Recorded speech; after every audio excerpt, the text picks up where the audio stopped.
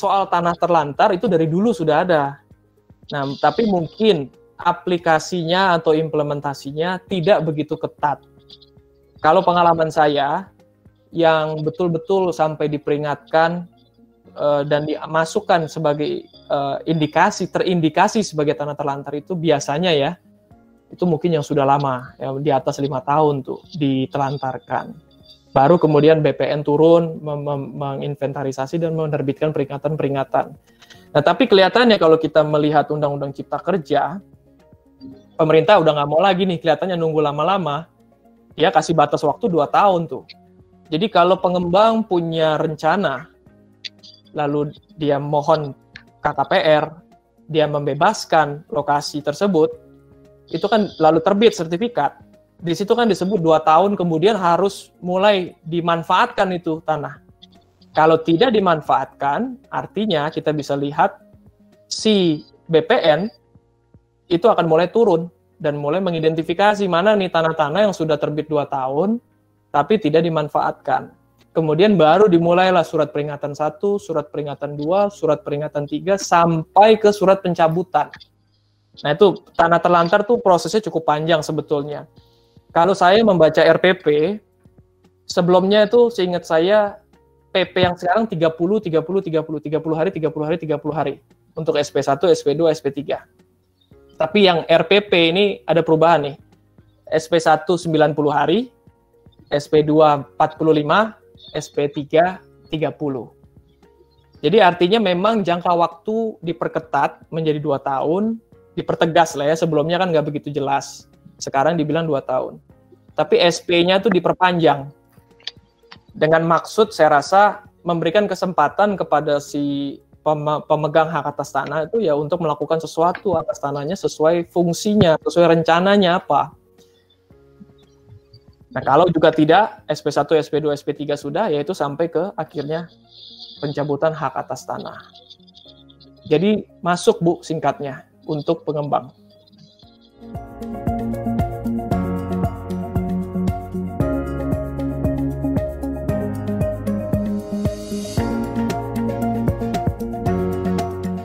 Dengan sengaja itu yang saya pahami ya, seingat saya sih di RPP itu ada penjelasannya ya, cuman saya nggak ingat secara persis ya. Cuman memang dengan sengaja itu prinsipnya adalah tidak dimanfaatkan sesuai izin yang diberikan. Sesuai izin yang diberikan itu kalau sederhananya mungkin pada saat sertifikat itu terbit, itu kan pasti ada SK-nya tuh. SK pemberian HGB misalnya ya, atau SK pemberian hak pakai. Nah, di situ kan ada tuh bahwa tanah tuh rencananya dimanfaatkan untuk apa.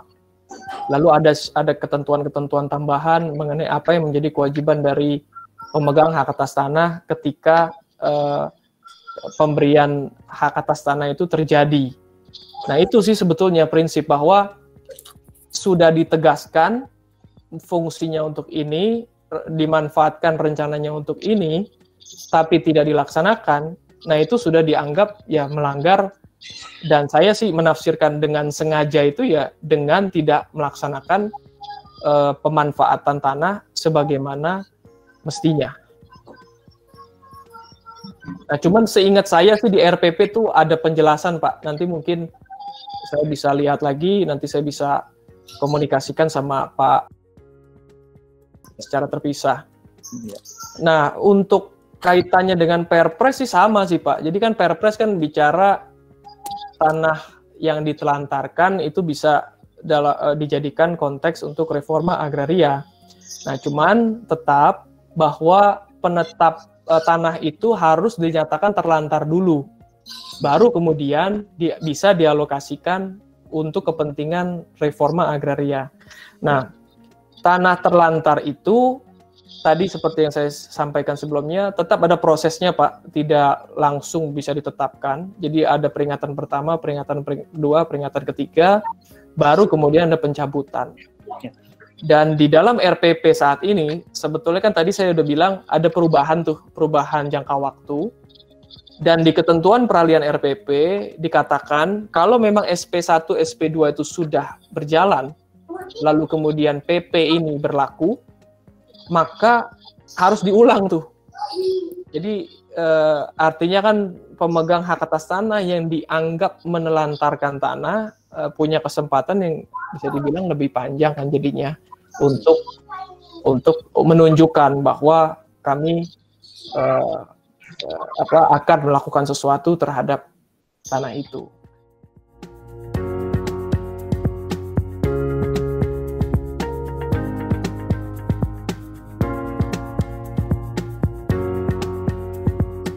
Prinsipnya tidak perlu Pak, tidak perlu untuk itu kan udah ada IMB sebelumnya dan itu IMB-nya kan berlaku diterbitkan sebelum diterbitkannya undang-undang ini. PBG itu kan untuk ke depan, itu aja sih Pak. Prinsip sih saya rasa begitu Pak. Ketentuan peralihan saya nggak lihat sih, bisa jadi sih diminta disesuaikan ya. Tapi kan prinsip hukum harusnya tetap diakui. Yang seingat saya sih di dalam semua RPP dia mengatur bahwa semua izin yang sudah terbit itu tetap diakui secara hukum Pak, tetap berlaku dan tetap sah itu di dalam RPP itu umumnya mengaturnya begitu. Jadi harusnya RPP masalah bangunan gedung pun juga mengatur hal yang sama karena saya rasa juga nggak masuk akal sih kalau disesuaikan sih harusnya kan nggak ada masalah, itu masalah teknis ya bukan masalah substansi ya. Tapi kan sebetulnya nggak perlu ya, karena sudah ada juga IMB dan sudah sah kan.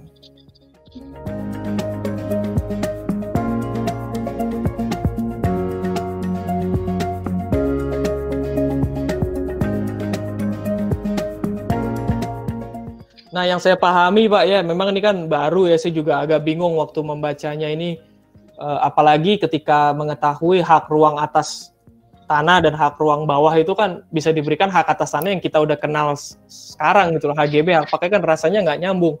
Cuman ada satu poin penting sih, yang dimaksud di sini itu sebetulnya hak ruang atas atau bawah yang digunakan secara terpisah dari hak atas tanah itu sendiri. Jadi artinya yang saya pahami Pak ya, kalau Bapak membangun mall lalu ada apartemen di situ, itu kan artinya rumah susun nih, kita konteksnya bicara. Ujung-ujungnya kan HMSRS. Ya sudah, itu HMSRS. Jadi nggak ada hak lagi di atas HMSRS, ada hak lain atau hak bawah. Selama memang itu semua fungsinya untuk rumah susun. Jadi konteks yang saya pahami di sini adalah, kalau misalnya ada kegiatan lain di atas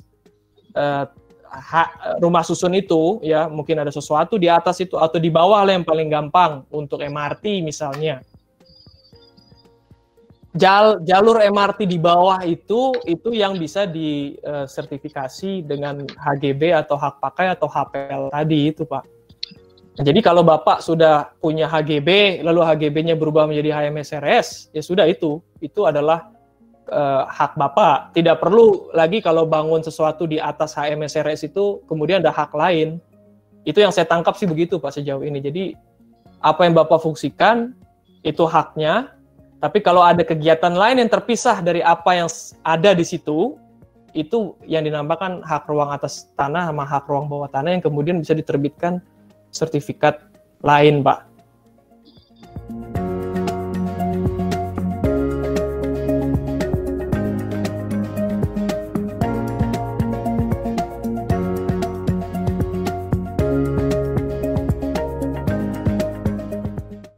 Kita bicara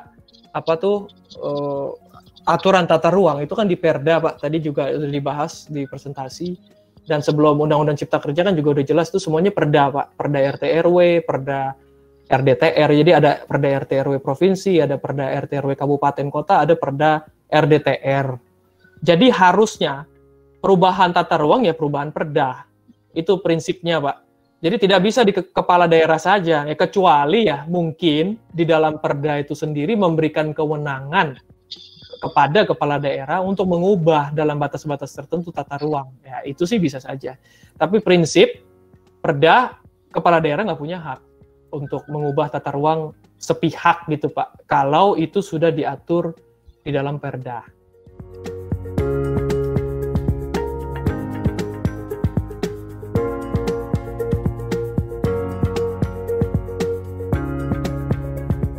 Itu betul Pak. yang Bapak bilang, dan itu kan yang saya tangkap maksud dari Undang-Undang Cipta Kerja ini kan sebetulnya maunya menyelaraskan, menjelaskan, membatasi, ya, jangka waktunya yang tegas. Tadi kita lihat juga kalau aplikasi itu tidak dijawab-jawab, maka dianggap dikabulkan. Nah, itu harapan kita sih, Pak. Nanti kita perlu lihat memang, karena ini kan semua sistem elektronik, Pak. Di dalam PPOSS sebelumnya juga sudah diatur tuh beberapa ketentuan mengenai itu. Dimana kalau sudah diajukan, tidak ada kabar, tidak ada kejelasan, maka kan dianggap approve, Pak. Auto-approve ya. Bukan auto-reject, jadi auto-approve.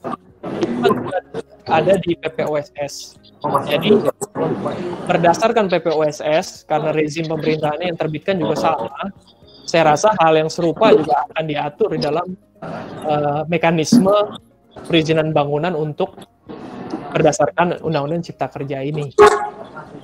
Mungkin saya sedikit menambahkan nih pertanyaan Pak mengenai jangka waktu di dalam RPP ini, tapi masih di dalam RPP ya Pak.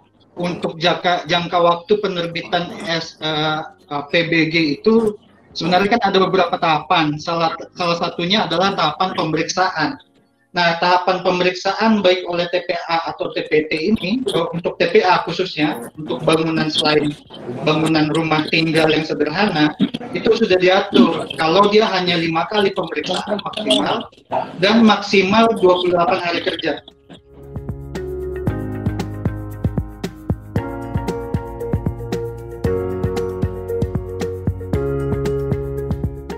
Pak, saya juga nggak tahu Pak ini jawabannya Pak ya, karena kan kita masih menunggu.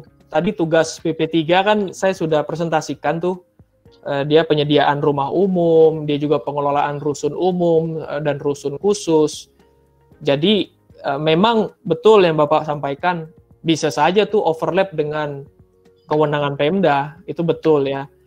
Cuman saya nggak tahu nanti apakah BP3 ini yang akan juga mengambil alih kewenangan itu dari Pemda atau selaras bersamaan jalan, itu juga bisa sih Pak. Jadi mungkin kita tunggu Pak, saya juga nggak tahu jawabannya secara pasti.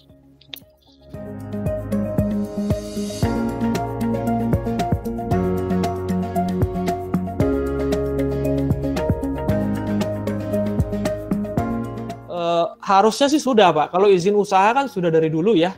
Izin usaha memang itu kepada kepala daerah, itu kan sudah dari dulu Pak.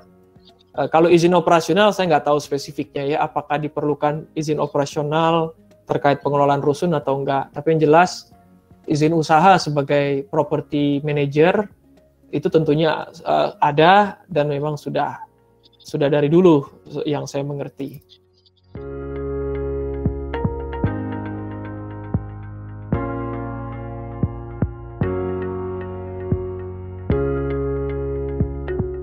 Bulan Pak maksimal, jadi kalau November terbit, Desember, Februari ya, itu maksimal Februari kita tunggu Pak. Kadang-kadang kan diatur jangka waktu belum tentu terjadi ya, tapi kelihatannya sih pemerintah yang ini ketat tuh mengikuti time frame, jadi kemungkinan besar saya rasa akan disahkan dalam 3 bulan ini. Dan saya tadi pagi melihat ada PP sudah mengenai lembaga pengelola investasi, itu berdasarkan Undang-Undang Cipta Kerja, PP-nya juga sudah terbit, jadi cepat sekali artinya.